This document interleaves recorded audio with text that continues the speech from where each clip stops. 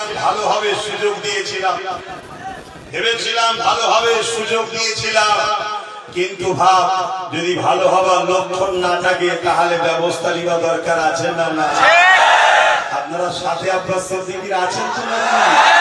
হাত তুলে বলো।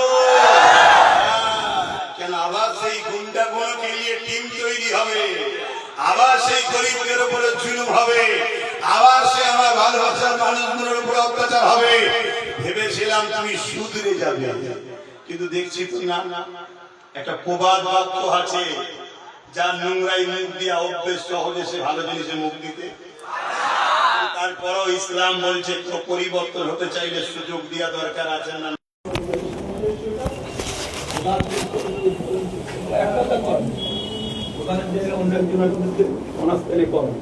একটা মেম্বারের বিরুদ্ধে সবটাই করা প্রসেস আছে।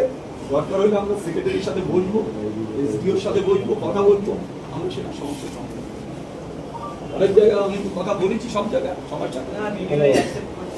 আমি তো সেইটাই বলছি, করবে না পারবে কি করে, নিয়ম নেই তো, রাজ যোদ্ধা খালি হবে। আমি তো একটা ভিডিওর মাথা বসে রয়েছি, মাথা বসে কাজ করে করবো, এই সিস্টেমটা আমরা করে নেবো।